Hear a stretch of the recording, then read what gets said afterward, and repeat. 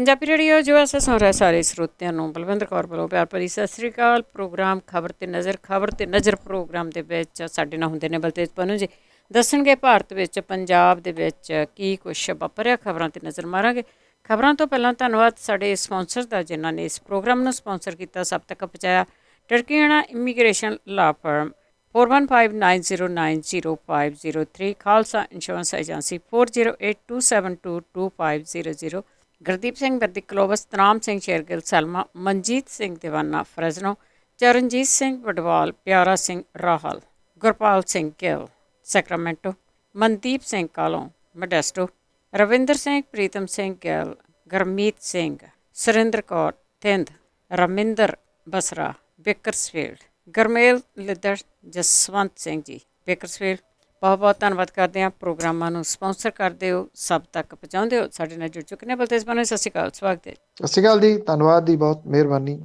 ਸਭ ਤੋਂ ਪਹਿਲਾਂ ਕਿਸਾਨਾਂ ਦੀ ਗੱਲ ਕਰ ਲੈਂਦੇ ਹਾਂ ਕਿ ਜਿਸ ਤਰ੍ਹਾਂ ਹੁਣ ਮੋਦੀ ਨੂੰ ਇਹ ਕਾਨੂੰਨ ਰੱਦ ਕਰਨ ਦਾ ਐਲਾਨ ਕਰ ਦਿੱਤਾ ਆ, ਅਤੇ ਕਿਸਾਨਾਂ ਨੇ ਕਿਹਾ ਕਿ ਧਰਨਾ ਜਾਰੀ ਰਹੇਗਾ ਜਿੰਨਾ ਚਿਰ ਸੰਸਦ ਦੇ ਵਿੱਚ ਪਾਸ ਨਹੀਂ ਹੁੰਦਾ। ਦੇਖੋ, ਐਕਚੁਅਲੀ ਇੰਤਜ਼ਾਰ ਤਾਂ ਜਿਹੜਾ ਕਿਸਾਨਾਂ ਦਾ ਹੀ ਸੀਗਾ, ਪਰ ਜਿਹੜੀ ਕਿਸਾਨ ਲੀਡਰਸ਼ਿਪ ਹੈ ਜੀ, ਉਹਨਾਂ ਨੇ ਇੱਥੇ ਵੀ ਬਹੁਤ ਸੰਜਮ ਤੋਂ ਕੰਮ ਲੈਂਦਿਆਂ ਹੋਇਆਂ ਰਿਐਕਟ ਕੀਤਾ।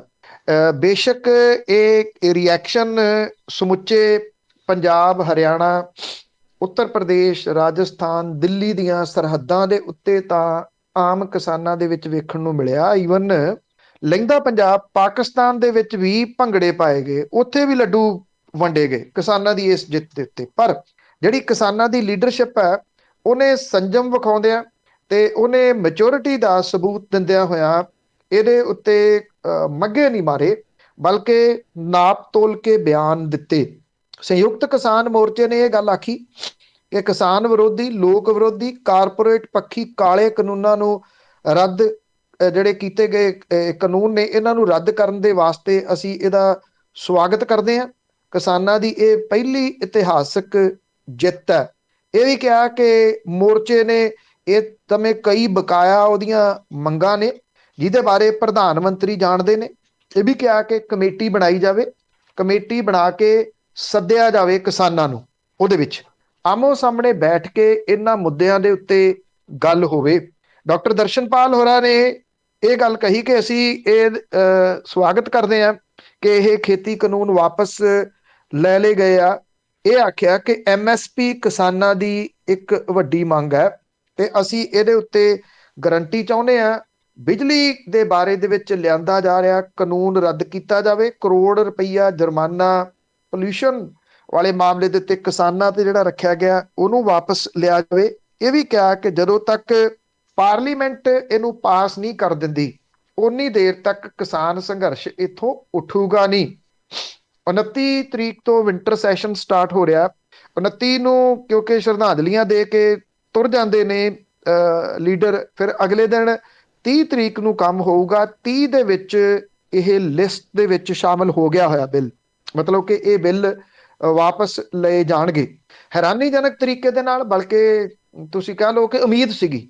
ਕੈਪਟਨ ਅਮਰਿੰਦਰ ਸਿੰਘ ਹੋਰਾਂ ਨੂੰ ਬੜੀ ਕਾਹਲੀ ਪਈ ਹੋਈ ਹੈ ਔਰ ਇਹ ਗੱਲ ਆਖੀ ਆ ਕਿ ਹੁਣ ਉੱਥੇ ਕਿਸਾਨ ਕੀ ਕਰਦੇ ਆ ਬੈਠੇ, ਉਹ ਵਾਪਸ ਆ ਜਾਣ। ਬਹੁਤ ਹੋ ਗਿਆ ਹੁਣ ਜਿਹੜਾ ਇਹ ਅੰਦੋਲਨ ਆ, ਹੁਣ ਇਹ ਅੰਦੋਲਨ ਉਹਨਾਂ ਨੂੰ ਬੰਦ ਕਰਕੇ ਜੋ ਮੰਨ ਲਈ ਗਈ ਹੈ ਗੱਲ, ਤੇ ਫਿਰ ਵਾਪਸ ਆ ਜਾਣਾ ਚਾਹੀਦਾ। ਕੈਪਟਨ ਅਮਰਿੰਦਰ ਸਿੰਘ ਨੂੰ ਕਾਹਲੀ ਪਈ ਹੋਈ ਆ ਕਿ ਕਿਹੜਾ ਵੇਲਾ ਹੋਵੇ ਮੈਂ ਦਓ ਭਾਰਤੀ ਜਨਤਾ ਪਾਰਟੀ ਦੇ ਨਾਲ ਸਮਝੌਤਾ ਕਰਕੇ ਇਹ ਦੱਸਣ ਦੀ ਕੋਸ਼ਿਸ਼ ਕਰਾਂ ਕਿ ਮੇਰੇ ਵਿੱਚ ਅਜੇ ਬਹੁਤ ਸਾਰੀ ਰਾਜਨੀਤੀ ਮੌਜੂਦ ਹੈ।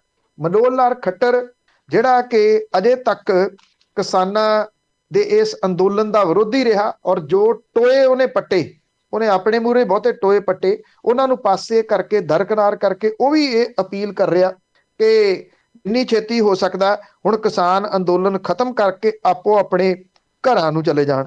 ਉਂਝ ਵੈਸੇ ਮਨੋਹਰ ਲਾਲ ਖੱਟੜ ਤੇ ਕੈਪਟਨ ਅਮਰਿੰਦਰ ਸਿੰਘ ਦੇ ਬਿਆਨ ਦੇ ਵਿੱਚ ਬਹੁਤਾ ਫਰਕ ਨਹੀਂ, ਫਰਕ ਨਾਵਾਂ ਦਾ ਹੀ ਆ ਵੀ ਉਹਦੇ ਨਾਂ ਥੱਲੇ ਦੂਜਾ ਲਾ ਦਿਓ, ਉਧਰੋਂ ਲਾ ਦਿਓ, ਇੱਕੋ ਜਿਹਾ ਹੀ ਹੋਊਗਾ। ਇਹ ਨਹੀਂ ਸਮਝ ਆ ਰਹੀ ਕਿ ਕੈਪਟਨ ਅਮਰਿੰਦਰ ਸਿੰਘ ਹੁਰੀ ਉਮਰ ਦੇ ਇਸ ਦੌਰ ਦੇ ਵਿੱਚ ਇਹ ਯਬਲੀਆਂ ਕਿਉਂ ਮਾਰ ਰਹੇ ਹੈ। ਅਕਸਰ ਬੰਦਾ ਇਸ ਉਮਰ 'ਚ ਜਬਲੀਆਂ ਮਾਰਨ ਲੱਗ ਪੈਂਦਾ, ਕੋਈ ਕਿਆਫਾ ਨਹੀਂ ਰਹਿੰਦਾ ਉਹਨੂੰ। ਅਤੇ ਕੀ ਕਾਰਨ ਬਣੇ ਹੋਣਗੇ ਇਸ ਕਾਨੂੰਨ ਨੂੰ ਰੱਦ ਕਰਨ ਦੇ ਲਈ? ਦੇਖੋ, ਕਾਰਨ ਬਹੁਤ ਸਾਰੇ ਨੇ। ਕੋਈ 2 3 4 ਕਾਰਨ ਨਹੀਂ ਹੈਗੇ। ਇਹ ਤਾਂ ਸਭ ਨੂੰ ਪਤਾ ਕਿ ਪ੍ਰੈਸ਼ਰ ਤਾਂ ਬਹੁਤ ਵੱਡਾ ਸਰਕਾਰ ਦੇ ਉੱਤੇ ਸੀਗਾ। ਜਦੋਂ ਇਹ ਪ੍ਰੈਸ਼ਰ ਹਜੇ ਵੀ, ਜੇ ਤੁਸੀਂ ਕੱਲ ਪ੍ਰਧਾਨ ਮੰਤਰੀ ਹੋਰਾਂ ਦਾ ਬਿਆਨ ਸੁਣਦੇ ਹੋ, ਉਹਦੇ ਵਿੱਚ ਉਹਨਾਂ ਨੇ ਇਹ ਦੱਸਣ ਦੀ ਕੋਸ਼ਿਸ਼ ਕੀਤੀ ਆ ਕਿ ਕਿਸਾਨਾਂ ਦਾ ਇੱਕ ਗਰੁੱਪ ਇਹ ਖੇਤੀ ਕਾਨੂੰਨਾਂ ਨੂੰ ਸਮਝਣ ਦੇ ਵਿੱਚ ਅਸਫਲ ਰਿਹਾ। ਇੱਕ ਗਰੁੱਪ ਜਾਂ ਇੱਕ ਧੜਾ ਉਹ ਕਹਿੰਦੇ ਆ। ਇਸੇ ਕਰਕੇ ਗੁਰਪੁਰਬ ਦਾ ਦਿਨ ਚੁਣਿਆ ਗਿਆ ਇਹ ਦੱਸਣ ਦੇ ਵਾਸਤੇ ਕਿ ਪੰਜਾਬ ਦੇ ਕਿਸਾਨ ਇਹਦੇ ਵਿਰੋਧੀ ਸਨ, ਬਾਕੀ ਹੋਰ ਕੋਈ ਨਹੀਂ। ਪਰ ਅਸਲ ਦੇ ਵਿੱਚ ਜਿਹੜੇ ਕਾਰਨ ਬਣੇ ਉਹ ਇਸ ਅੰਦੋਲਨ ਦਾ ਸਹਿਜੇ ਸਹੀ ਪੂਰੇ ਮੁਲਕ ਦੇ ਵਿੱਚ ਫੈਲ ਜਾਣਾ ਇੱਕ ਕਾਰਨ ਹੈ। ਪਰਦੇ ਦੇ ਪਿੱਛੇ ਜੋ ਕੁਝ ਚੱਲਦਾ ਰਿਹਾ, ਜਿਹੜਾ ਕਿ ਕਦੇ ਵੀ ਸਾਹਮਣੇ ਨਹੀਂ ਆਉਣ ਦਿੱਤਾ ਇਹਨਾਂ ਨੇ, ਇਹ ਇਗਨੋਰ ਕਰਨਾ ਪ੍ਰਧਾਨ ਮੰਤਰੀ ਹੋਰਾਂ ਦੇ ਸੁਭਾਅ ਦੇ ਵਿੱਚ ਇੱਕ ਸ਼ਾਮਲ ਹੈ ਕਿ ਸਾਈਡ ਦੇ ਉੱਤੋਂ ਦੀ ਹੋ ਕੇ ਲੰਘ ਜਾਓ।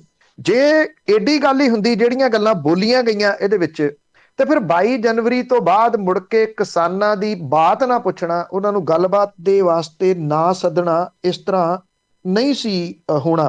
13 ਸੀਟਾਂ ਲੋਕ ਸਭਾ ਦੀਆਂ ਪੰਜਾਬ ਦੀਆਂ ਤੇ 10 ਹਰਿਆਣੇ ਦੀਆਂ 23 ਬਣਦੀਆਂ ਨੇ। ਉਹਨਾਂ ਦੇ ਦਿਮਾਗ ਦੇ ਵਿੱਚ ਇਹ ਸੀ ਵੀ 23 ਸੀਟਾਂ ਦੇ ਨਾਲ ਸਾਨੂੰ ਕੀ ਫਰਕ ਪੈਣ ਲੱਗਾ।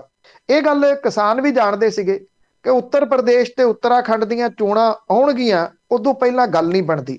ਇਸ ਮਾਮਲੇ ਦੇ ਉੱਤੇ ਜੇ ਤੁਸੀਂ ਰਕੇਸ਼ ਟਕੈਤ ਹੋਰਾਂ ਦੇ ਬਿਆਨ ਜਨਵਰੀ ਮਹੀਨੇ ਦੇ ਵਿੱਚ ਆਏ ਹੋਏ ਸੁਣੋ, ਤੇ ਉੱਥੋਂ ਇਹ ਲੱਗਦਾ ਸੀ ਕਿ ਉਹ ਬੰਦਾ ਦੂਰ ਅੰਦੇਸ਼ੀ ਆ। ਉਹਨੇ ਇਹ ਗੱਲ ਕਹੀ ਸੀਗੀ ਕਿ ਇਹ ਅੰਦੋਲਨ ਅਕਤੂਬਰ ਤੱਕ ਚੱਲੂਗਾ। ਅਕਤੂਬਰ ਤੱਕ ਕਿਉਂ ਚੱਲੂਗਾ?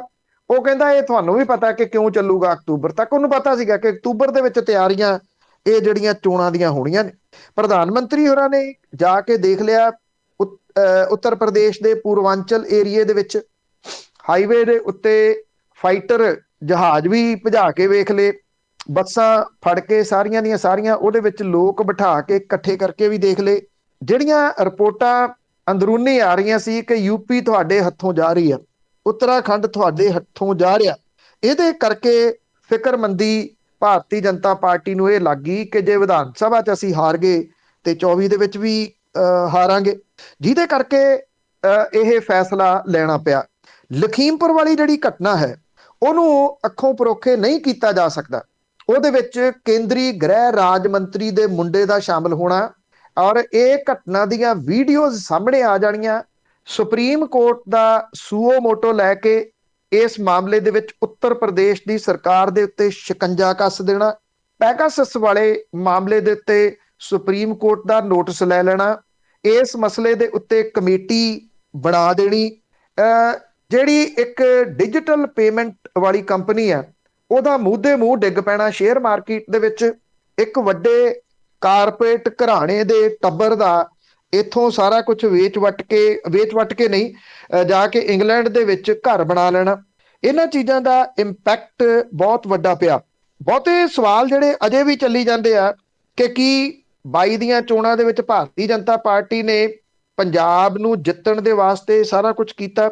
ਸ਼ਾਇਦ ਇਹ ਵਹਿਮ ਹੋ ਸਕਦਾ, ਕਿਉਂਕਿ ਭਾਰਤੀ ਜਨਤਾ ਪਾਰਟੀ ਨੂੰ ਕੋਈ ਕੈਪਟਨ ਅਮਰਿੰਦਰ ਸਿੰਘ ਹੋਰਾਂ ਵਰਗੇ ਤਾਂ ਸੁਪਨੇ ਵਿਖਾ ਸਕਦੇ ਆ। ਰੀਅਲ ਦੇ ਵਿੱਚ ਭਾਰਤੀ ਜਨਤਾ ਪਾਰਟੀ ਦੇ ਜੇ ਚੜ੍ਹਾਈ ਦਾ ਸਮਾਂ ਵੀ ਵੇਖ ਲਈਏ, ਜਦੋਂ ਉਹਨੇ ਅਕਾਲੀ ਦਲ ਬਾਦਲ ਦੇ ਨਾਲ ਗੱਠਜੋੜ ਕੀਤਾ ਹੋਇਆ ਸੀ ਤਾਂ ਕਿੰਨੀਆਂ ਮੈਕਸਿਮਮ ਸੀਟਾਂ ਉਹਨੇ ਜਿੱਤੀਆਂ ਨੇ। ਇਹ ਕਿਹਾ ਜਾ ਸਕਦਾ ਕਿ ਇਸ ਵੇਲੇ ਜਿਹੜਾ ਕੜਮੱਸ ਪਿਆ ਹੋਇਆ ਸਿਆਸਤ ਦਾ ਉਹਦੇ ਵਿੱਚ ਕੈਪਟਨ ਅਮਰਿੰਦਰ ਸਿੰਘ ਜਾਂ ਸੁਖਦੇਵ ਸਿੰਘ ਢੀਂਡਸਾ ਹੋਰਾਂ ਦਾ ਧੜਾ ਉਹਨਾਂ ਦੇ ਨਾਲ ਤੁਰ ਸਕਦਾ। 117 ਬੰਦੇ ਲੱਭਣੇ ਆ ਪੰਜਾਬ ਦੇ ਵਿੱਚ। 117 ਤਾਂ ਛੱਡੋ, 217 317 417 ਵੀ ਲੱਭਣੇ ਹੋਣ ਕੋਈ ਔਖੇ ਨਹੀਂ। ਇੱਥੇ ਟਿਕਟੂਆਂ ਦੀ ਲਾਈਨ ਲੱਗੀ ਹੋਈ ਆ, ਜਿਹੜੇ ਕਿ ਟਿਕਟਾਂ ਲੈਣ ਦੇ ਵਾਸਤੇ ਭੱਜ ਨੱਠ ਕਰ ਲੈਣਗੇ, ਪਰ ਉਹ ਵੋਟਾਂ ਕਿੰਨੀਆਂ ਲੈਂਦੇ ਆ ਇਹਦੇ ਉੱਤੇ ਬਹੁਤਾ ਕੁਝ ਨਿਰਭਰ ਕਰਦਾ। ਪੰਜਾਬ ਦੇ ਵਾਸਤੇ ਨਹੀਂ, ਹਰਿਆਣੇ ਦੇ ਵਾਸਤੇ ਨਹੀਂ, ਉੱਤਰ ਪ੍ਰਦੇਸ਼, ਉੱਤਰਾਖੰਡ ਤੇ ਤੇਲੰਗਾਨਾ ਸੂਬੇ ਦੇ ਮੁੱਖ ਮੰਤਰੀ ਦਾ ਇਹ ਕਹਿਣਾ ਕਿ ਹੁਣ ਮੈਂ ਕਿਸਾਨਾਂ ਨੂੰ ਲੈ ਕੇ ਦਿੱਲੀ ਜਾ ਕੇ ਬੈਠੂੰਗਾ, ਇੱਥੋਂ ਤੱਕ ਸੋਚਿਆ ਨਹੀਂ ਸੀ ਭਾਰਤੀ ਜਨਤਾ ਪਾਰਟੀ ਨੇ ਕਿ ਇਹ ਅੰਦੋਲਨ ਉਸ ਜਗ੍ਹਾ ਦੇ ਉੱਤੇ ਚਲੇ ਜਾਊਗਾ ਜਦੋਂ ਆਪਣੇ ਪੂਰੇ ਮੁਲਕ ਨੂੰ ਇਹ ਕਲਾਵੇ ਦੇ ਵਿੱਚ ਲੈ ਲੂਗਾ। ਉੱਥੋਂ ਤੱਕ ਚਲੇ ਗਿਆ। ਫਿਕਰਮੰਦੀ ਜਿਹੜੀ ਸੀ ਉਹ ਹੋਣੀ ਸ਼ੁਰੂ ਹੋਈ ਤੇ ਉਹਦੇ ਵਿੱਚੋਂ ਹੀ ਇਹ ਸਾਰਾ ਕੁਝ ਨਿਕਲਿਆ ਕਿ ਹੁਣ ਸਮਾਂ ਕਿਹੜਾ ਚੁਣਿਆ ਜਾਵੇ।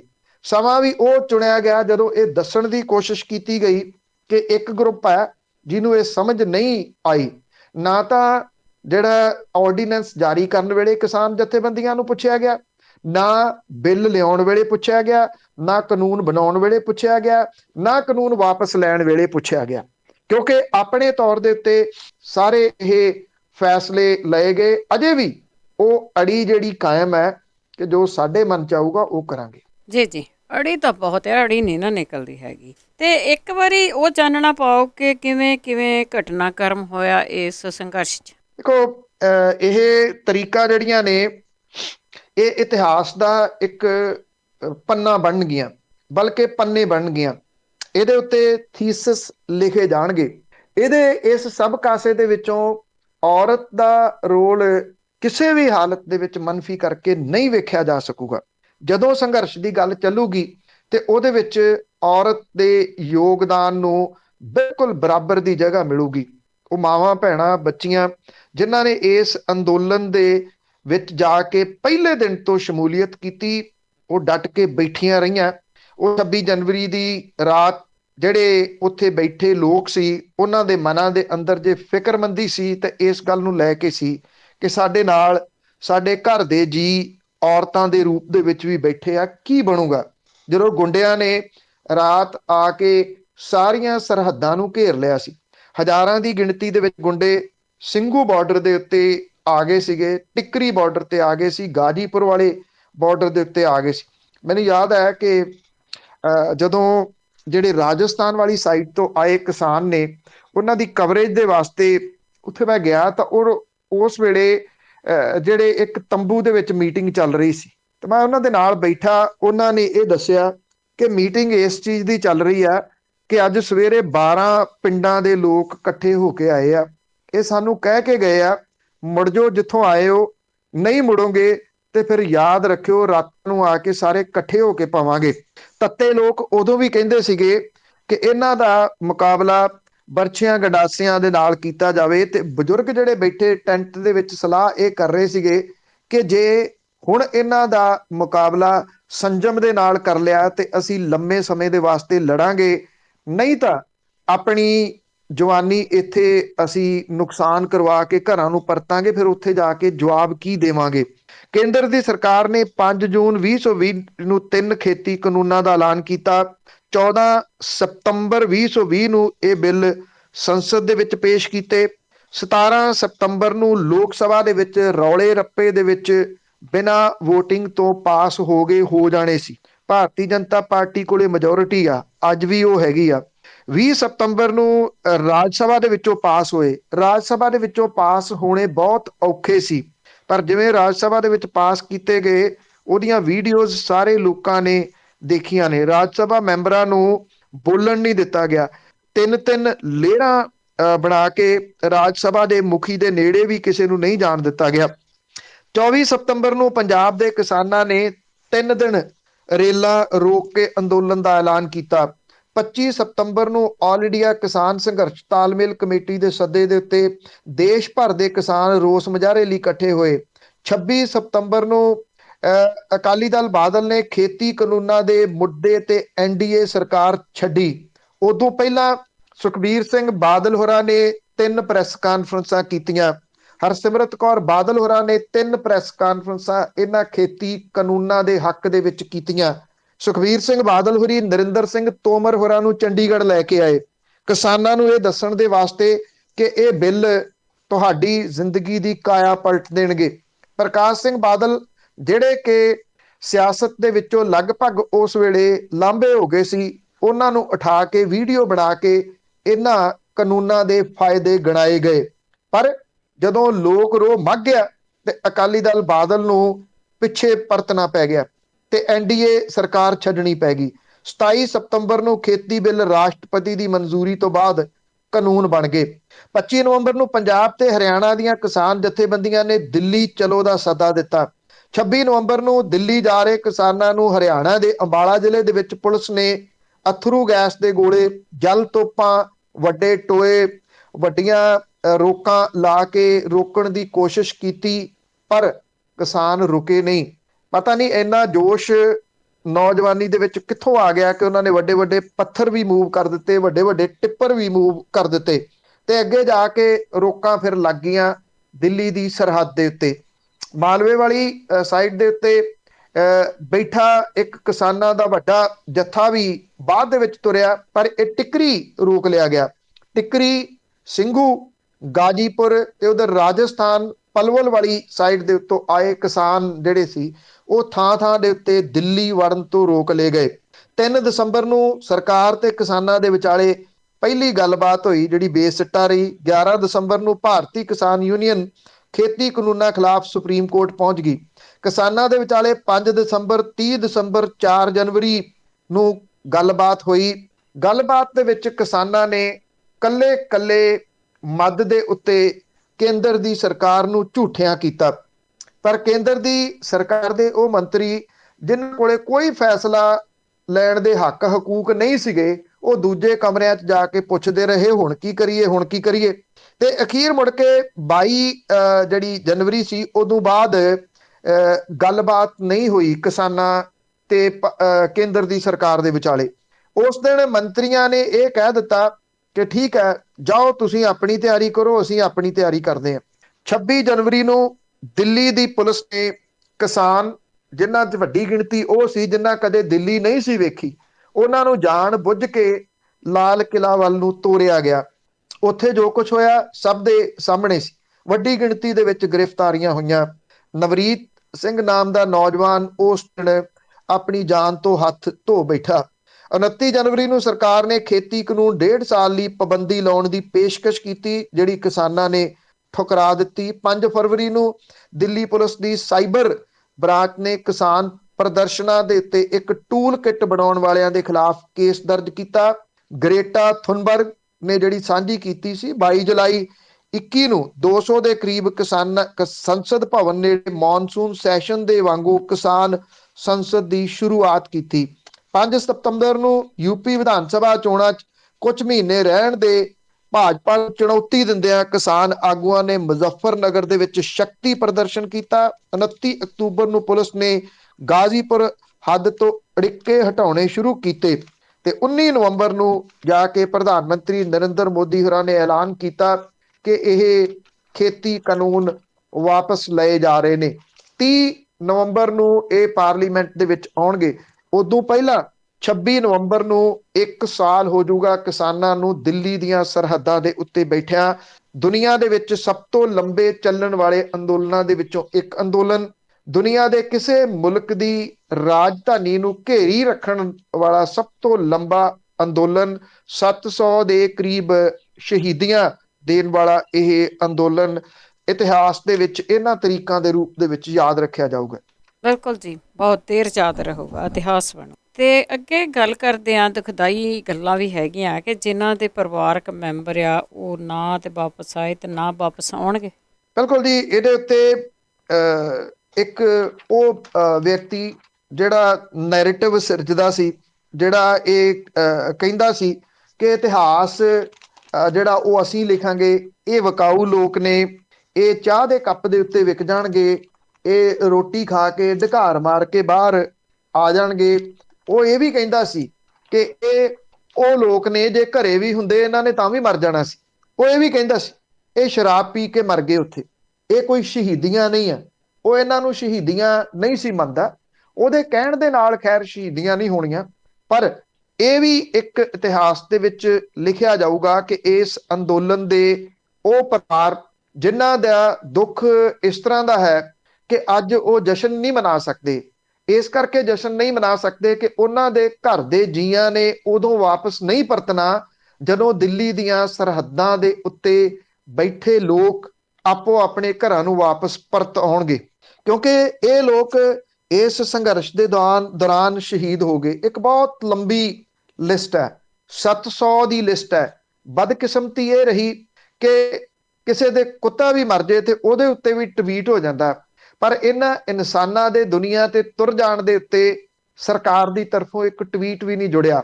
ਜਦੋਂ ਇਸ ਖੇਤੀ ਕਾਨੂੰਨਾਂ ਨੂੰ ਵਾਪਸ ਲੈਣ ਦਾ ਐਲਾਨ ਕੀਤਾ ਜਾ ਰਿਹਾ ਸੀ, ਉਹਦੇ ਵਿੱਚ ਕਿਤੇ ਵੀ ਇਹ ਸ਼ਾਮਲ ਨਹੀਂ ਸੀ ਕਿ ਇਹਨਾਂ ਕਿਸਾਨਾਂ ਦੀ ਸ਼ਹੀਦੀ ਦੇ ਉੱਤੇ ਕੋਈ ਦੋ ਅੱਖਰ ਬੋਲ ਦਿੱਤੇ ਜਾਂਦੇ। ਕਰਮਜੀਤ ਸਿੰਘ ਭੁੱਲਰ 48 ਸਾਲਾਂ ਦਾ, ਮੰਡੀ ਕਲਾਂ ਜ਼ਿਲ੍ਹਾ ਬਠਿੰਡਾ। ਸੁਖਪਾਲ ਸਿੰਘ 30 ਸਾਲਾਂ ਦਾ, ਮੰਡੀ ਕਲਾਂ ਜ਼ਿਲ੍ਹਾ ਬਠਿੰਡਾ। ਸੌਦਾਗਰ ਸਿੰਘ 70 ਸਾਲਾਂ ਦਾ, ਕਲੇਰ ਘੁੰਮਣ ਅੰਮ੍ਰਿਤਸਰ ਜ਼ਿਲ੍ਹਾ। ਕਾਬਲ ਸਿੰਘ 55 ਸਾਲਾਂ ਦਾ, ਲਸ਼ਕਰੀ ਨੰਗਲ ਅੰਮ੍ਰਿਤਸਰ ਜ਼ਿਲ੍ਹਾ। ਭੁਪਿੰਦਰ ਸਿੰਘ 52 ਸਾਲਾਂ ਦਾ, ਦੁਆਬਾ ਬਲੇਨਾ ਜਲੰਧਰ ਦਾ। ਬਲਦੇਵ ਸਿੰਘ 63 ਸਾਲਾਂ ਦਾ, ਡਡਵਿੰਡੀ ਕਪੂਰਥਲਾ ਜ਼ਿਲ੍ਹਾ। ਭਾਗ ਸਿੰਘ 76 ਸਾਲਾਂ ਦਾ, ਬੱਦੋਵਾਲ ਲੁਧਿਆਣਾ ਜ਼ਿਲ੍ਹਾ। ਗੁਰਪ੍ਰੀਤ ਸਿੰਘ 42 ਸਾਲਾਂ ਦਾ, ਤੁੰਗਾ ਜ਼ਿਲ੍ਹਾ ਪਟਿਆਲਾ। ਵਰਿੰਦਰ ਸਿੰਘ ਰਿੰਕੂ 38 ਸਾਲਾਂ ਦਾ, ਉੱਭਾਵਾਲ ਸੰਗਰੂਰ ਡਿਸਟ੍ਰਿਕਟ। ਜਗਸੀਰ ਸਿੰਘ 45 ਸਾਲਾਂ ਦਾ, ਪੱਖੋਕੇ ਡਿਸਟ੍ਰਿਕਟ ਬਰਨਾਲਾ। ਅਜੇ ਮੂਰ 32 ਸਾਲਾਂ ਦਾ, ਬਰੋਦਾ ਸੋਨੀਪਤ ਡਿਸਟ੍ਰਿਕਟ।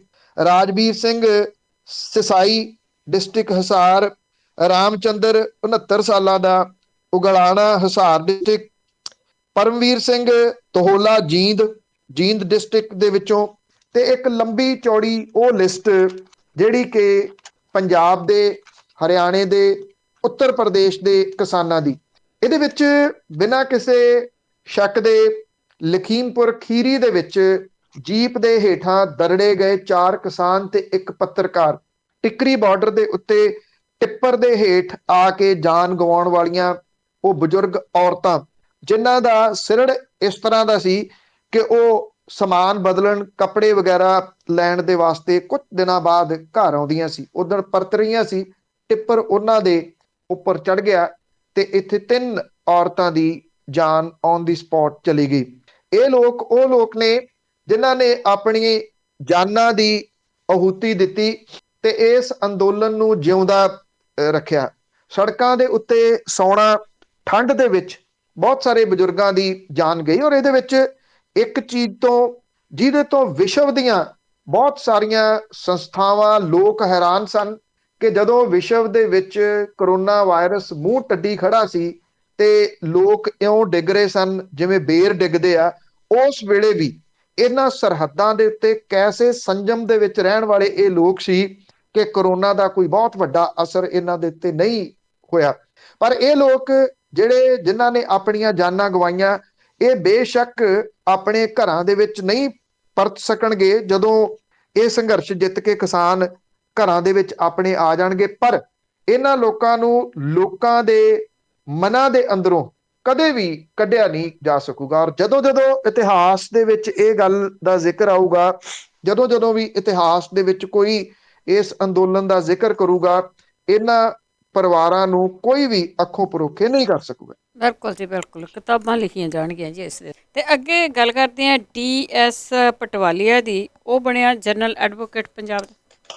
ਦੇਖੋ, ਇਹ ਤਾਂ ਮਸੀਂ ਕਿਤੇ ਜਾ ਕੇ ਹੋਇਆ ਕਿ ਇੱਕ ਐਡਵੋਕੇਟ ਜਨਰਲ ਲੱਗਿਆ, ਕਿਉਂਕਿ ਜਿਹੜੇ APS ਦਿਓਲ ਸੀ ਉਹਨਾਂ ਨੂੰ ਐਡਵੋਕੇਟ ਲਾ ਦਿੱਤਾ ਗਿਆ ਸੀ। ਜੇ ਉਦੋਂ ਪਹਿਲਾਂ ਤੁਸੀਂ ਜਾਓ ਤਾਂ DS ਪਟਵਾਲੀਆ ਹੋਰਾਂ ਦਾ ਨਾਮ ਹੀ ਸਾਹਮਣੇ ਆਇਆ ਸੀਗਾ, ਪਰ ਉਹਨਾਂ ਦਾ ਨਾਮ ਲਾਂਭੇ ਕਰਕੇ APS ਦਿਓਲ ਹੋਰਾਂ ਨੂੰ ਐਡਵੋਕੇਟ ਜਨਰਲ ਦੇ ਅਹੁਦੇ ਦੇ ਉੱਤੇ ਨਿਯੁਕਤ ਕਰ ਦਿੱਤਾ ਗਿਆ ਸੀ। ਬਹੁਤ ਸਾਰੇ ਐਕਸਪਰਟ ਉਦੋਂ ਵੀ ਇਹ ਰਾਏ ਦਿੰਦੇ ਸੀਗੇ ਕਿ ਦਿਓਲ ਸਾਹਿਬ ਨੂੰ ਆਪ ਹੀ ਇਸ ਅਹੁਦੇ ਤੋਂ ਇਨਕਾਰ ਕਰ ਦੇਣਾ ਚਾਹੀਦਾ ਸੀ, ਕਿਉਂਕਿ ਪਤਾ ਉਹਨਾਂ ਨੂੰ ਵੀ ਸੀਗਾ ਕਿ ਉਹ ਸਮੇਧ ਸੈਣੀ ਨੂੰ ਰਿਪਰੈਜ਼ੈਂਟ ਕਰਦੇ ਰਹੇ ਆ ਅਦਾਲਤ ਦੇ ਵਿੱਚ। ਜਿਹੜੀ ਬਲੈਂਕਟ ਬੇਲ ਸਮੇਧ ਸੈਣੀ ਨੂੰ ਮਿਲੀ ਸੀ ਉਹ APS ਦਿਓਲ ਹੋਰਾਂ ਨੇ ਹੀ ਲੈ ਕੇ ਦਿੱਤੀ ਸੀਗੀ, ਪਰ ਉਹਨਾਂ ਨੇ ਉਹਦਾ ਸਵੀਕਾਰ ਕਰ ਲਿਆ ਤੇ ਰੌਲਾ ਰੱਪਾ ਜਿਹੜਾ ਸੀ ਉਹ ਪੈਣਾ ਸੀ, ਉਹ ਪੈ ਗਿਆ। ਮੁੜ ਕੇ ਉਹਨਾਂ ਨੇ ਅਸਤੀਫਾ ਦੇ ਦਿੱਤਾ। ਫਿਰ ਉਹ ਅਸਤੀਫਾ ਦੇਰ ਬਾਅਦ ਮਨਜ਼ੂਰ ਹੋਇਆ। 8 ਨਵੰਬਰ ਲੰਘੀ, ਜਿਹਦੇ ਵਿੱਚ ਜਿਹੜੀ ਪੰਜਾਬ ਹਰਿਆਣਾ ਹਾਈ ਕੋਰਟ ਦੇ ਵਿੱਚ ਲੱਗੀ ਰਿਪੋਰਟ ਖੁੱਲਣੀ ਸੀਗੀ, ਨਹੀਂ ਖੁੱਲੀ, ਗਾਹ ਪੈ ਗਈ, ਉਹ ਦਸੰਬਰ ਦੇ ਉੱਤੇ ਜਾ ਪਈ। ਪਰ ਐਡਵੋਕੇਟ ਜਨਰਲ ਉਦੋਂ ਵੀ ਨਾ ਲਾਏ ਜਾ ਸਕੇ। ਹੁਣ ਜਿਹੜਾ ਸੀਨੀਅਰ ਐਡਵੋਕੇਟ DS ਪਟਵਾਲੀਆ ਹੋਰਾਂ ਨੂੰ ਸੂਬੇ ਦਾ ਐਡਵੋਕੇਟ ਜਨਰਲ ਨਿਯੁਕਤ ਕਰ ਦਿੱਤਾ ਗਿਆ। ਉਹ ਬਿਨਾਂ ਕਿਸੇ ਸ਼ੱਕ ਦੇ ਪੰਜਾਬ ਪ੍ਰਦੇਸ਼ ਕਾਂਗਰਸ ਦੇ ਪ੍ਰਧਾਨ ਨਵਜੋਤ ਸਿੰਘ ਸਿੱਧੂ ਹੋਰਾਂ ਦੀ ਪਸੰਦ ਨੇ। ਚਰਨਜੀਤ ਸਿੰਘ ਚੰਨੀ ਹੋਰਾਂ ਦੇ ਮੁੱਖ ਮੰਤਰੀ ਬਣਨ ਤੋਂ ਬਾਅਦ ਐਡਵੋਕੇਟ ਜਨਰਲ ਤੇ DGP ਨੂੰ ਲੈ ਕੇ ਨਵਜੋਤ ਸਿੰਘ ਸਿੱਧੂ ਲਗਾਤਾਰ ਆਪਣੀ ਹੀ ਸਰਕਾਰ ਦੇ ਉੱਤੇ ਹਮਲੇ ਕਰਦੇ ਰਹੇ ਨੇ। ਹੁਣ DS ਪਟਵਾਲੀਆ ਦੇ ਇਹ ਐਡਵੋਕੇਟ ਜਨਰਲ ਲੱਗਣ ਤੋਂ ਬਾਅਦ ਜਿਹੜੀਆਂ ਬਹੁਤੀਆਂ ਨਿਗਾਹਾਂ ਨੇ ਉਹ ਡੀਜੀਪੀ ਦੇ ਅਹੁਦੇ ਵੱਲ ਲੱਗੀਆਂ ਰਹਿਣਗੀਆਂ। ਕੁਝ ਵੀ ਹੋਵੇ ਉਹਦੇ ਵਿੱਚੋਂ ਹੁਣ ਕੱਢਣ ਪਾਉਣ ਨੂੰ ਬਹੁਤਾ ਕੁਝ ਰਹਿ ਨਹੀਂ ਗਿਆ। ਜਦੋਂ ਆਪਾਂ ਗੱਲ ਕਰ ਰਹੇ ਹਾਂ ਤੇ ਨਵੰਬਰ ਮਹੀਨਾ ਵੀ ਖਿਸਕਦਾ ਹੋਇਆ ਆਪਣੇ ਅਖੀਰਲੇ ਦਿਨਾਂ ਵੱਲ ਨੂੰ ਤੁਰ ਪਿਆ। 20 ਤਰੀਕ ਨੂੰ ਜਦੋਂ ਆਪਾਂ ਗੱਲ ਕਰ ਰਹੇ ਹਾਂ, 20 ਨਵੰਬਰ ਨੂੰ ਇੱਕ ਮਹੀਨਾ ਰਹਿ ਗਿਆ 20 ਦਸੰਬਰ ਦੇ ਵਿੱਚ, ਤੇ 20 ਦਸੰਬਰ ਤੋਂ ਬਾਅਦ ਕਿਸੇ ਵੇਲੇ ਵੀ ਪੰਜਾਬ ਦੇ ਵਿੱਚ ਚੋਣ ਜ਼ਾਬਤਾ ਲੱਗ ਜਾਣਾ। ਉਹ 20 ਨੂੰ ਲੱਗ ਜੇ, 22 ਨੂੰ ਲੱਗ ਜੇ, 24 ਨੂੰ ਲੱਗ ਜੇ, ਜਾਂ ਉਹ ਤੋਂ ਇੱਕ ਅੱਧਾ ਦਿਨ ਅੱਗੇ ਪਿੱਛੇ ਹੋਰ ਹੋ ਕੇ ਲੱਗ ਜੇ। ਸਵਾਲ ਇਹ ਹੈ ਕਿ ਜੇ ਫੈਸਲੇ ਲੈਣੇ ਹੋਣ, ਜਿਹੜੇ ਐਲਾਨ ਧੜਾ ਧੜ ਕੀਤੇ ਜਾ ਰਹੇ ਆ ਉਹਨਾਂ ਨੂੰ ਸਾਈਡ ਤੇ ਕਰਕੇ ਫੈਸਲੇ ਲੈਣ ਵਾਲੀ ਜਿਹੜੀ ਉਹ ਫੈਸਲੇ ਲਏ ਜਾ ਰਹੇ ਨੇ, ਉਹ ਕੋਈ ਮਸਲੇ ਤਾਂ ਹੱਲ ਕੀਤੇ ਨਹੀਂ ਜਾ ਰਹੇ। ਉਹਨਾਂ ਫੈਸਲੇ ਲੈਣ ਦੇ ਵਿੱਚ, ਐਲਾਨ ਕਰਨ ਦੇ ਵਿੱਚ ਉਲਝਾ ਲਏ ਗਏ ਨੇ ਲੋਕ। ਜੇ ਕੁਝ ਕਰਨਾ ਹੁੰਦਾ, ਇਹ ਚੀਜ਼ਾਂ ਕਿੱਡੀਆਂ ਕੁ ਵੱਡੀਆਂ ਸੀਗੀਆਂ ਐਡਵੋਕੇਟ ਜਨਰਲ ਵਾਲੀਆਂ ਤੇ ਡੀਜੀਪੀ ਵਾਲੀਆਂ, ਜਿਹੜੀਆਂ ਇੱਕ ਪਾਰਟੀ ਜਿਹਦੀ ਸਰਕਾਰ ਆ ਉਹ ਬਹਿ ਕੇ ਨਿਬੇੜ ਨਾ ਸਕਦੀ। ਘੱਟੋ ਘੱਟ ਲੋਕਾਂ ਨੂੰ ਇਹ ਗੱਲ ਸਮਝ ਆਉਣੀ ਚਾਹੀਦੀ ਆ। ਸਮਾਂ ਗਵਾ ਦਿੱਤਾ ਗਿਆ। ਇੱਕ ਮਹੀਨੇ ਦੇ ਵਿੱਚ ਹੁਣ ਕਿਹੜੇ ਫੈਸਲੇ ਲੈ ਲਏ ਜਾਣਗੇ। ਕੱਲ ਦੇ ਪ੍ਰੋਗਰਾਮ 'ਚ ਵੀ ਆਪਾਂ ਗੱਲ ਕੀਤੀ ਸੀਗੀ ਵੀ ਲਗਭਗ ਇਸ ਮਾਮਲੇ ਨੂੰ ਭੁੱਲ ਹੀ ਲਿਆ ਜਾਵੇ ਹੁਣ, ਕਿ ਬੇਅਦਬੀ ਵਾਲੀਆਂ ਘਟਨਾਵਾਂ ਦਾ ਮਾਮਲਾ ਕਿਸੇ ਕੋਈ ਤਣ ਪੱਤਣ ਲੱਗੂਗਾ, ਡਰੱਗ ਵਾਲਾ ਮਾਮਲਾ ਕੋਈ ਕਿਸੇ ਤਣ ਪੱਤਣ ਲੱਗੂਗਾ। ਜੀ ਜੀ, ਕਾਫੀ ਟਾਈਮ ਨਿਕਾਲਿਆ ਜੀ, ਆਲਮੋਸਟ 5 ਇਅਰਸ। ਤੇ ਅੱਗੇ ਲੰਬੀ ਦੇ ਵਿੱਚ ਇੱਕ ਪਿਓ ਨੇ ਗੋਲੀ ਮਾਰੀ ਆਪਣੀ ਲੜਕੀ ਨੂੰ ਤੇ ਆਪ ਵੀ ਖੁਦਕਸ਼ੀ ਕਰ ਲਈ। ਇਹ ਬਹੁਤ ਸਾਰੇ ਘਰਾਂ ਦੀ ਕਹਾਣੀ ਬਣੀ ਹੋਈ ਆ। ਜਿਹੜੀਆਂ ਪਰੇਸ਼ਾਨੀਆਂ ਉਹ ਸਿਰ ਚੜ ਕੇ ਬੋਲ ਰਹੀਆਂ ਨੇ। ਬਾਹਰਲੇ ਮੁਲਕਾਂ ਦੇ ਵਿੱਚ ਤਾਂ ਬਹੁਤ ਸਾਰੇ ਜਿਹੜੇ ਮਨੋਰੋਗਾਂ ਦੇ ਬਾਹਰ ਨੇ, ਜਾਂ ਜਿਹੜੀ ਕਾਉਂਸਲਿੰਗ ਆ ਉਹ ਮਿਲ ਜਾਂਦੀ ਆ। ਇੱਥੇ ਮਨੋਰੋਗਾਂ ਦੇ ਡਾਕਟਰ ਤਾਂ ਹੈਗੇ ਆ, ਪਰ ਇੱਥੋਂ ਦਾ ਇੱਕ ਕਲਚਰ ਦਾ ਪਾਰਟ ਕਹਿ ਲਓ ਕਿ ਪਰੇਸ਼ਾਨੀ ਦੇ ਮੌਕੇ ਦੇ ਉੱਤੇ ਜਿਹੜੇ ਸਾਈਕੋਲੋਜੀ ਜਾਣਨ ਵਾਲੇ ਮਨੋਰੋਗਾਂ ਦੇ ਮਾਹਰ ਜਿਹੜੇ ਡਾਕਟਰ ਨੇ, ਉਹਨਾਂ ਦੀਆਂ ਸੇਵਾਵਾਂ ਨਹੀਂ ਲਈਆਂ ਜਾਂਦੀਆਂ। ਜਿਹੜੀ ਕਾਉਂਸਲਿੰਗ ਵਾਲੀ ਤਾਂ ਗੱਲਬਾਤ ਅਜੇ ਹੈ ਹੀ ਕੋਈ ਨਹੀਂ ਗੀ। ਇਹ ਜਿਹੜਾ ਮਾਮਲਾ ਲੰਬੀ ਦੇ ਵਿੱਚ ਸੀਗਾ, ਇਹ ਕਿਤੇ ਨਾ ਕਿਤੇ ਇਸੇ ਚੀਜ਼ ਦੇ ਨਾਲ ਜੁੜਿਆ ਹੋਇਆ, ਮਾਨਸਿਕ ਪਰੇਸ਼ਾਨੀਆਂ ਨਾਲ ਜੁੜਿਆ ਹੋਇਆ। ਇਹ ਕਰੋਨਾ ਵਾਇਰਸ ਜਿਹੜਾ ਲੰਘ ਕੇ ਗਿਆ ਉਹਦੇ ਨਾਲ ਵੀ ਜੁੜਿਆ ਹੋਇਆ। ਲੰਬੀ ਦਾ ਪਿੰਡ ਆ ਮਹੂਆਣਾ, ਉੱਥੋਂ ਦਾ ਰਹਿਣ ਵਾਲਾ ਜਗਵਿੰਦਰਪਾਲ ਸਿੰਘ ਜੱਗੀ 50 ਸਾਲਾਂ ਦਾ ਸੀਗਾ। ਉਹਨੇ ਆਪਣੀ ਧੀ 25 ਸਾਲਾਂ ਦੀ ਵਿਸ਼ਵਦੀਪ ਕੌਰ ਨੂੰ ਗੋਲੀ ਮਾਰਤੀ, ਔਰ ਗੋਲੀ ਮਾਰਨ ਤੋਂ ਬਾਅਦ ਆਪਣੇ ਆਪ ਨੂੰ ਵੀ ਗੋਲੀ ਮਾਰ ਲਈ। ਦੋਨਾਂ ਨੂੰ ਜ਼ਖਮੀ ਹਾਲਤ ਦੇ ਵਿੱਚ ਹਸਪਤਾਲ ਪਹੁੰਚਾਇਆ ਗਿਆ। ਜਗਵਿੰਦਰਪਾਲ ਦੀ ਤਾਂ ਬਠਿੰਡਾ ਜਾਂਦੇ ਵੇਲੇ ਮੌਤ ਹੋ ਗਈ, ਜਦੋਂ ਕਿ ਉਹਦੀ ਧੀ, ਜਿਹਦਾ ਨਾਮ ਉਹਨੇ ਪਤਾ ਨਹੀਂ ਕੀ ਸੋਚ ਕੇ ਵਿਸ਼ਵਦੀਪ ਕੌਰ ਰੱਖਿਆ ਹੋਊਗਾ, ਉਹਨੇ ਬਠਿੰਡਾ ਦੇ ਪ੍ਰਾਈਵੇਟ ਹਸਪੀਟਲ ਦੇ ਵਿੱਚ ਇਲਾਜ ਦੇ ਦੌਰਾਨ ਦਮ ਤੋੜਿਆ। ਜਗਵਿੰਦਰਪਾਲ ਸਿੰਘ ਜੱਗੀ ਦਾ ਖੁਦਕੁਸ਼ੀ ਨੋਟ ਵੀ ਮਿਲਿਆ, ਜਿਹਦੇ ਵਿੱਚ ਉਹਨੇ ਜ਼ਿੰਦਗੀ ਤੋਂ ਤੰਗ ਆ ਕੇ ਇਹ ਸਟੈਪ ਚੁੱਕਣ ਦੀ ਗੱਲ ਆਖੀ ਆ। ਕੁਝ ਮਹੀਨੇ ਪਹਿਲਾਂ ਜਗਵਿੰਦਰ ਸਿੰਘ ਦੀ ਮਾਂ ਕੁਲਦੀਪ ਕੌਰ ਤੇ ਉਹਦੀ ਪਤਨੀ ਰਵਨੀਤ ਕੌਰ ਦੀ ਕਰੋਨਾ ਦੇ ਕਰਕੇ ਮੌਤ ਹੋ ਗਈ ਸੀ। ਪਿਓ ਧੀ ਮਾਨਸਿਕ ਤੌਰ ਦੇ ਉੱਤੇ ਬਹੁਤ ਪਰੇਸ਼ਾਨ ਰਹਿੰਦੇ ਸਨ। ਪਿੰਡ ਵਾਲੇ ਦੱਸਦੇ ਆ ਕਿ ਪਿਓ ਧੀ ਜ਼ਿਆਦਾ ਸਮਾਂ ਰੋਂਦੇ ਰਹਿੰਦੇ ਸੀਗੇ, ਦੋ ਜੀਆਂ ਦੇ ਤੁਰ ਜਾਣ ਦੀ ਵਜ੍ਹਾ ਕਰਕੇ। ਜਗਵਿੰਦਰ ਸਿੰਘ ਦਾ ਭਾਣਜਾ ਜਿਹੜਾ ਚੰਨੂ ਪਿੰਡ ਦਾ ਸੀ, ਉਹ ਇਸ ਕਰਕੇ ਨਾਲ ਰਹਿੰਦਾ ਸੀ ਕਿ ਰਿਸ਼ਤੇਦਾਰਾਂ ਨੇ ਫੈਸਲਾ ਕੀਤਾ ਸੀ ਵੀ ਕਿਤੇ ਜਗਵਿੰਦਰਪਾਲ ਸਿੰਘ ਇਸ ਮਾਨਸਿਕ ਪਰੇਸ਼ਾਨੀ ਦੇ ਵਿੱਚ ਕੋਈ ਗਲਤ ਸਟੈਪ ਨਾ ਚੁੱਕ ਲਵੇ। ਉਹੀ ਕੁਝ ਹੋਇਆ। ਸਵਾਲ ਇਹ ਸੀਗਾ ਕਿ ਜਿਹੜੇ ਇਹ ਲਾਇਸੈਂਸੀ ਹਥਿਆਰ ਨੇ ਉਹ ਮਾਰੂ ਕਿਵੇਂ ਬਣ ਜਾਂਦੇ ਆ, ਕਿਉਂਕਿ ਹੁੰਦੇ ਤਾਂ ਇਹ ਸੈਲਫ ਪ੍ਰੋਟੈਕਸ਼ਨ ਦੇ ਵਾਸਤੇ ਨੇ, ਪਰ ਸੈਲਫ ਪ੍ਰੋਟੈਕਸ਼ਨ ਦੀ ਜਗ੍ਹਾ ਦੇ ਉੱਤੇ ਸੈਲਫ ਨੂੰ ਮਾਰਨ ਦੇ ਵਾਸਤੇ ਹੀ ਇੱਕ ਮਾਰੂ ਹਥਿਆਰ ਬਣ ਜਾਂਦੇ ਆ। ਉਹਦੇ ਕੋਲੇ ਲਾਇਸੈਂਸੀ ਪਿਸਤੌਲ ਸੀ, ਜਿਹਦੇ ਨਾਲ ਉਹਨੇ ਆਪਣੀ ਧੀ ਵਿਸ਼ਵਦੀਪ ਕੌਰ ਦੇ ਸਿਰ ਦੇ ਵਿੱਚ ਗੋਲੀ ਮਾਰ ਕੇ ਉਹਨੂੰ ਮਾਰਤਾ। ਫਿਰ ਉਹਨੇ ਆਪਣੇ ਸਿਰ ਦੇ ਵਿੱਚ ਗੋਲੀ ਮਾਰ ਲਈ। ਉਹਦੇ ਭਾਣਜੇ ਦੇ ਬਿਆਨਾਂ ਦੇ ਉੱਤੇ ਖੁਦਕੁਸ਼ੀ ਦਾ ਨੋਟ ਜਿਹੜਾ ਉਹ ਲਾ ਕੇ ਮਾਮਲਾ ਪੁਲਿਸ ਨੇ ਰਫਾ ਦਫਾ ਜਾਂ ਤੁਸੀਂ ਕਹ ਲਓ ਕਿ ਦਰਜ ਕੀਤਾ। ਪਰ ਇਹ ਇੱਕ ਘਰ ਦੀ ਮਿਸਾਲ ਹੈ, ਪਤਾ ਨਹੀਂ ਕਿੰਨੇ ਕੁ ਘਰਾਂ ਦੇ ਵਿੱਚ ਇਹੋ ਜਿਹੀ ਮਾਨਸਿਕ ਦਿਸ਼ਾ ਦੇ ਵਿੱਚੋਂ ਲੋਕਾਂ ਨੂੰ ਲੰਘਣਾ ਪੈ ਰਿਹਾ। ਬਿਲਕੁਲ ਜੀ, ਸਾਰੀਆਂ ਖਬਰਾਂ ਵੀ ਬਾਹਰ ਨਹੀਂ ਨਾ ਆਉਂਦੀਆਂ। ਤਾਂ ਅੱਗੇ ਰਾਮ ਰਹੀਮ ਦੇ ਸਿਰਸਾ ਵਾਲੇ ਡੇਰੇ ਦੀ ਜੇ ਗੱਲ ਕਰੀਏ ਤਾਂ ਉਸ ਦੀ ਗ੍ਰਿਫਤਾਰੀ ਤੋਂ ਬਾਅਦ ਪਹਿਲੀ ਵਾਰ ਡੇਰੇ ਦੇ ਵਿੱਚ ਵੱਡੀ ਭੀੜ ਜੁੜੀ। ਐਕਚੁਅਲੀ ਪਿਛਲੇ ਦਿਨਾਂ ਦੇ ਵਿੱਚ ਨਾ ਜੀ, ਜਿਹੜਾ ਬੀਤੇ ਹਫਤੇ ਐਤਵਾਰ ਲੰਘ ਕੇ ਗਿਆ ਸੀਗਾ, ਉਹਦੇ ਵਿੱਚ ਇਹਦੇ ਜਿੰਨੇ ਪੰਜਾਬ ਦੇ ਵਿੱਚ ਡੇਰੇ ਨੇ ਉਹਨਾਂ ਦੇ ਵਿੱਚ ਇਕੱਠ ਸੱਦੇ ਗਏ ਸੀਗੇ, ਜਿਨ੍ਹਾਂ ਨੂੰ ਇਹ ਨਾਮ ਚਰਚਾ ਘਰ ਕਹਿੰਦੇ ਆ, ਜਿਹੜੇ ਡੇਰਾ ਪ੍ਰੇਮੀਆਂ ਦੇ। ਬਹੁਤ ਸਾਰੇ ਲੋਕ ਇਹ ਸੋਚਦੇ ਸੀ ਕਿ ਸ਼ਾਇਦ ਹੁਣ ਉਹਨਾਂ ਇਕੱਠ ਨਹੀਂ ਹੋਣਗੇ, ਪਰ ਇਕੱਠ ਹੋਏ ਆ ਉੱਥੇ ਉਹਨਾਂ ਜਿਹੜੇ ਨਾਮ ਚਰਚਾ ਘਰ ਨੇ ਉਹਨਾਂ ਦੇ ਵਿੱਚ। ਸ਼ਾਇਦ ਉਹਨਾਂ ਦੇ ਇਕੱਠ ਵੇਖਣ ਤੋਂ ਬਾਅਦ ਸਰਸਾ ਡੇਰੇ ਦੇ ਵਿੱਚ ਇੱਕ ਇਕੱਠ ਸੱਦਿਆ ਗਿਆ ਤੇ ਮੌਕਾ ਬਣਾਇਆ ਗਿਆ ਕਿ ਸ਼ਾਹ ਮਸਤਾਨਾ, ਜਿਹੜੇ ਇਹਨਾਂ ਦੇ ਡੇਰੇ ਦਾ ਪਹਿਲਾ ਮੁਖੀ ਸੀਗਾ, ਉਹਦਾ ਜਨਮ ਦਿਨ ਮਨਾਉਣਾ।